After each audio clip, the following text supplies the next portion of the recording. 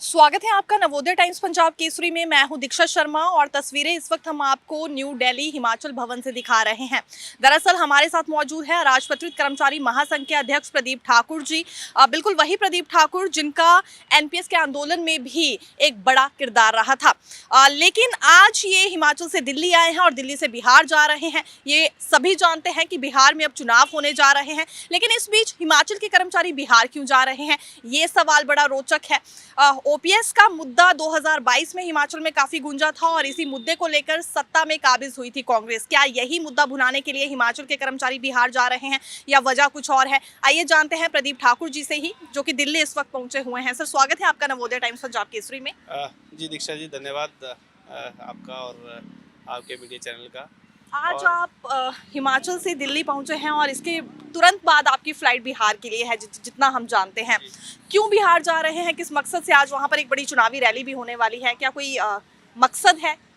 देखिए, चुनावी तो नहीं कह सकते, लेकिन ओपीएस बहाली के लिए लगातार हम पूरे देश में जो है वो संघर्ष चल रहा है और इसी कड़ी में बिहार में भी ये संघर्ष लगातार जारी है।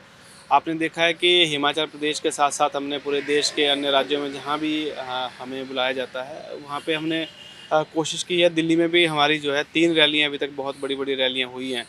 और मैं नेशनल मीडिया प्रभारी हूँ एनएमओपीएस का, जो राष्ट्रीय स्तर पे हमारा संगठन है, और भरत जी जो हैं हमारे राष्ट्रीय सचिव हैं।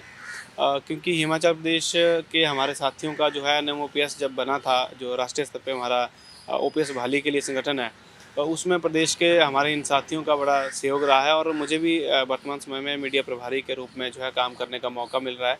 तो उसी कड़ी में जो हमारे पास राष्ट्रीय स्तर पे दायित्व है और जो प्रदेश में क्योंकि ओपीएस बहाल हुई है, तो बहुत सारे वहाँ के साथी लगातार संपर्क में थे। उनका यही मानना था कि हमें भी वहाँ के जो आपके संघर्ष के एक्सपीरियंसेस हैं उनसे रूबरू होना है, तो आप कृपया बिहार आएँ। हालांकि पिछली बार भी जब हम जा रहे थे उस टाइम हमारी रैली वहाँ पे स्थगित हुई थी, लेकिन इस बार कल जो है एक रैली, बहुत बड़ी रैली है, उसके लिए हम आज यहाँ दिल्ली पहुँचे हैं और आज यहीं से हम जो है बिहार जाने वाले हैं। आपने कहा कि वो कर्मचारी जानना चाहते हैं हिमाचल प्रदेश में किस तरह से ओपीएस बहाल हुई है, तो क्या कुछ जानकारी आप ओपीएस से जुड़ी वहां पर देने वाले हैं?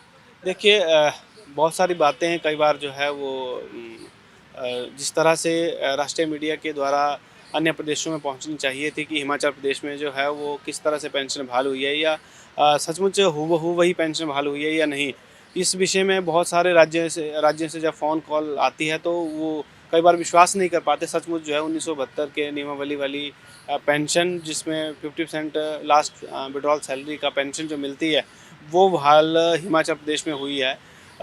इसलिए जो है हमें हमें जो है अन्य प्रदेश के जो साथी हैं उनको सेटिस्फाई करने में भी कई बार बहुत सारा समय लगता है। तो प्रत्यक्ष रूप से जब हम वहाँ जाएंगे और उन साथियों को, जो हमारे कुछ एक जो रिटायरी साथी हैं हमारे अपने ही संघर्ष में जो हमारे साथ हैं, उनके जो डॉक्यूमेंट्स हैं वो भी दिखाएंगे, तो मुझे लगता है कि बड़े आसानी से वो विश्वास करेंगे। और वैसे भी राष्ट्रीय स्तर पे हमने लगातार काम किया है, तो जो जितना हमारे से हो सकता है वहाँ के साथियों से हम जो है वो सारी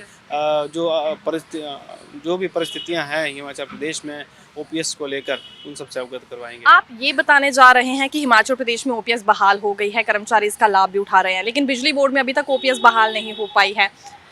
क्या इस तरह के कुछ फैक्ट्स भी वहाँ पर रखेंगे? देखिए, जो सच्चाई है उसमें वो सारे फैक्ट्स रखने में कोई दो राय नहीं, लेकिन ये हमें पूरा विश्वास है प्रदेश में जो 2% लोग बचे हैं जिनकी ओपीएस उनको नहीं मिली है, उसके लिए लगातार हम प्रयासरत हैं। माननीय मुख्यमंत्री महोदय ने जो है वो लगातार उस बात को स्वीकार किया है कि हम बिजली बोर्ड वालों को पेंशन देंगे।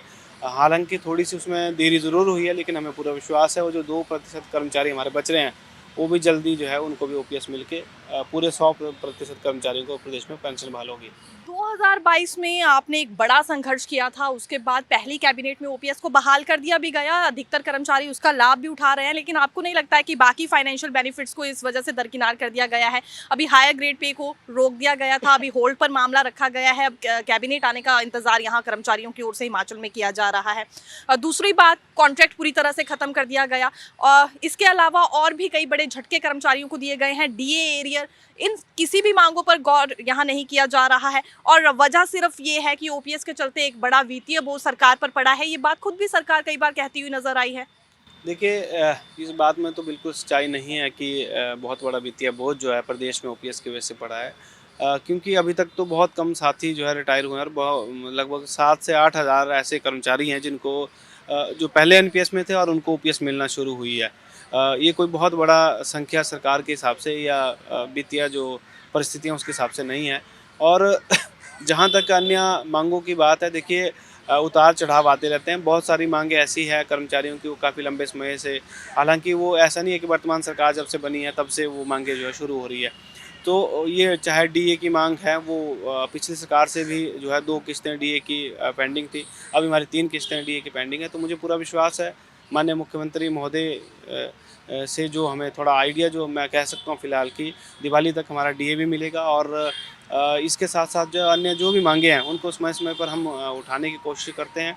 और जिस तरह से अभी हायर ग्रेड पे को लेकर एक अधिसूचना जारी हुई थी, हमने तुरंत उस पे एक्शन लेते हुए, क्योंकि कर्मचारी का नेतृत्व तो हम कर रहे हैं, तो वो हमारा दायित्व बनता है कि उस नाते जो है हम जो भी कर्मचारियों की जायज़ माँगे हैं उनको सरकार के समक्ष उठा सकें। हमने तुरंत जो है वो क्योंकि छुट्टी का दिन था, तो हमने सोशल मीडिया के माध्यम से शुरू में उस विषय को उठाया। जैसे ही वर्किंग डे सोमवार का दिन था, तो हमने माननीय मुख्यमंत्री महोदय से मिलकर जो है उसी दिन उस नोटिफिकेशन को विड्रॉ करने ठीक का है। ये निवेदन कर्मचारियों के नेतृत्व की आपने बात की है, अभी तक राजपत्रित कर्मचारी महासंघ को मान्यता नहीं मिली है सरकार की ओर से।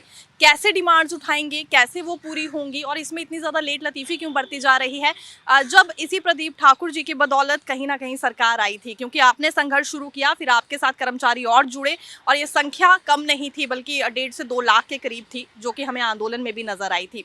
लेकिन फिर भी मान्यता अभी तक नहीं दी गई है और सत्ता में जो काबिज हुई है कांग्रेस, एक मुख्य कारण ही ये माना जाता है कि ओपीएस बहाल होनी थी, इस वजह से कर्मचारियों ने और उनके परिवारों ने कांग्रेस का साथ दिया था। देखिए जहाँ तक मान्यता की बात है, मैं सिर्फ इतना कह सकता हूँ कि मान्यता सिर्फ एक जेसीसी की बैठक हमारी नहीं हो पा रही है, जिसके लिए हमने अभी हाल ही में भी माननीय मुख्यमंत्री महोदय से निवेदन किया और आपके माध्यम से भी हम निवेदन करते हैं कि ये जेसीसी की बैठक हो, क्योंकि इससे क्या है कि बहुत सारे मुद्दों को किसी एक टेबल पे जो है हम आसानी से रख सकते हैं। और एक मीटिंग वो एक तरह की होती है, उसमें जो है हर एक विभाग, हर एक वर्ग की बहुत सारी जितनी भी डिमांड्स हैं, अभी तक हमारे पास जो है 110 के आसपास डिमांड्स हमारे पास कलेक्ट हुई हैं।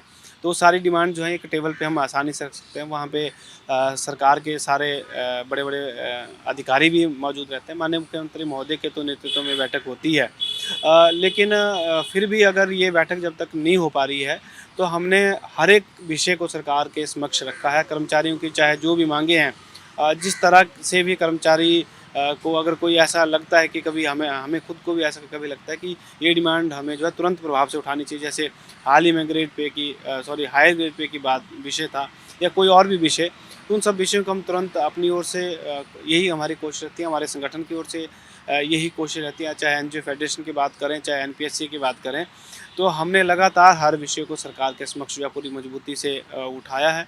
और हमें पूरा विश्वास है कि जल्द जो है अन्य जो भी मांगे इसमें पूरी किसी कारणवश नहीं हो पा रही हैं, तो उनको भी हम जो है पूरा करवाने में कामयाब होंगे। ठीक है। सर, आप कह रहे हैं कि वित्तीय बोझ सरकार पर नहीं पड़ा है, लेकिन फिर भी ये फाइनेंशियल बेनिफिट्स को क्यों फिर बार बार रोका जा रहा है? एक बार तो नहीं हुआ, पिछले 3 वर्षों में हमने बहुत सारे ऐसे डिसीजन सरकार के देख लिए जिसमें पॉलिसी में चेंज किया जा रहा है। मैम, आप अवगत हैं इस विषय से कि हिमाचल प्रदेश में 2023 में भी आपदा आई और अभी भी आजकल भी आपदा के दौर से हिमाचल प्रदेश गुजर रहा है। तो ये एक जो है प्रदेश सरकार के ऊपर एक बोझ जो वित्तीय इस वजह से बढ़ रहा है, एक ये दिक्कत है। दूसरा, आपको ये भी जानकारी हो कि आप हमारे आंदोलन में शुरू से जुड़े भी रहे, आपने हमें बहुत कवर भी किया। इस समय लगभग जो हिमाचल प्रदेश के कर्मचारी, उनका 12,000 करोड़ रुपए केंद्र सरकार के पास एनएसडीएल में है और हम हमारी प्रदेश सरकार बार बार ये गुजारिश कर रही है कि आप उस पैसे को वापस लाएं, क्योंकि उसमें 50% जो पैसा है वो हमारी प्रदेश सरकार का है। तो कर्मचारियों का पैसा आके जीपीएफ में जाएगा, उससे भी हमारा प्रदेश मजबूत होगा और जो ये बाकी पैसा बचा ये जब प्रदेश सरकार के पास आएगा, तो जो हमारे कर्मचारियों के डीए और अन्य भत्ते जो भी पेंडिंग पड़े हैं वो एकदम से सरकार उसको रिलीज़ कर पाएगी। तो ऐसे बहुत सारे जो वित्तीय संकट हमारे प्रदेश में आए हैं, क्योंकि आप जानते हैं केंद्र में बीजेपी है और जो हमारे प्रदेश सरकार में कांग्रेस की गवर्नमेंट है, तो कई बार आपस में भी तालमेल ना बैठने की वजह से ये सब दिक्कतें होती हैं। और जब पिछला उसकी इंजन की जब सरकार थी तो दिक्कतें नहीं पेश आ रही थी। तो ये भी एक मुझे लगता है कि बड़ा जो ये कि समस्या जो उत्पन्न हुई है, इस वजह से भी एक समस्या उत्पन्न हुई है। बिहार के कर्मचारियों को किस तरह से अवगत करवाएंगे ओपीएस बहाली के लिए? हिमाचल प्रदेश में कैसे संघर्ष किया, फिर ओपीएस बहाल भी हुई कांग्रेस पर विश्वास रखते हुए, कैसे उन्हें चिताएंगे इन सभी बातों से? देखिए, national movement of old pension जो है, राष्ट्रीय स्तर पे जो हमारा संगठन है, उसमें हम फाउंडर मेंबर भी रहे हैं और एक महत्वपूर्ण जिम्मेवारी भी उसमें हमें दी गई है। तो पहले हमारा कर्तव्य था कि प्रदेश सरकार के जो हमारे कर्मचारी हैं उनको हम ओपीएस में दिलाएं, और प्रदेश सरकार का, वहाँ के मीडिया चैनल्स का वहाँ पे बहुत इसका योगदान रहा और हम वहाँ पे ये करने में कामयाब हुए हैं। अब जो हमारा अनुभव इतने सालों का है, उस अनुभव को लेके हम बिहार जा रहे हैं और बिहार में हम 100% आश्वस्त हैं कि जब उस अनुभव को वहाँ हम लेकर जाएंगे तो जो हमारा एक 7 या 8 साल का अनुभव है उनके लिए वो एक रामबाण होगा और उससे वो सीखेंगे और जल्द उस विषय पे वो आगे बढ़ेंगे, क्योंकि एक ही फार्मूला था हमारा वहाँ पे, वोट फॉर ओपीएस। अब वही फार्मूला हम वहाँ पे लेकर जा रहे हैं। अंतिम सवाल, कर्मचारियों का दबाव देखते हुए अभी होल्ड पर हाई ग्रेड पे वाला मामला रख दिया गया है, लेकिन आपको लगता है जो सोमवार को कैबिनेट बैठक वहाँ होने जा रही है, इसके बाद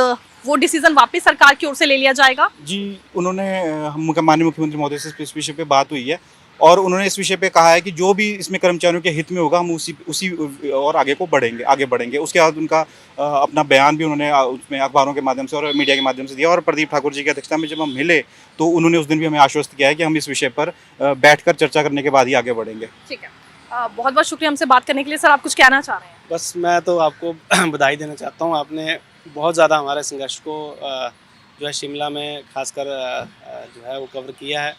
तो आप दिल्ली पहुँचे हैं, आपको शुभकामनाएं। यहाँ भी आप इसी तरह जो है आम जनता की और जो हमारे कर्मचारी साथी दिल्ली के भी हैं उनकी भी आवाज़ बनते रहें। धन्यवाद सर, बहुत बहुत शुक्रिया हमसे बात करने के लिए। देखिए, फिलहाल हिमाचल प्रदेश में ओपीएस तो बहाल हो गई, लेकिन उसके बाद कई फाइनेंशियल बेनिफिट्स कर्मचारियों के रोक दिए गए हैं। इन दिनों फिर गेट मीटिंग्स का सिलसिला हिमाचल सचिवालय के बाहर कर्मचारियों की ओर से शुरू कर दिया गया है, और इसी बीच अराजपत्रित कर्मचारी महासंघ के अध्यक्ष प्रदीप ठाकुर और सचिव जा रहे हैं बिहार, वहां के कर्मचारियों को यह अवगत करवाने के लिए कि हिमाचल प्रदेश में ओपीएस बहाल हो गई है तो इस राज्य में भी हो सकती है अगर कांग्रेस को सपोर्ट किया जाए। फिलहाल इसका कितना इम्पैक्ट रहता है बिहार में, ये आने वाला समय ही हमें बताएगा।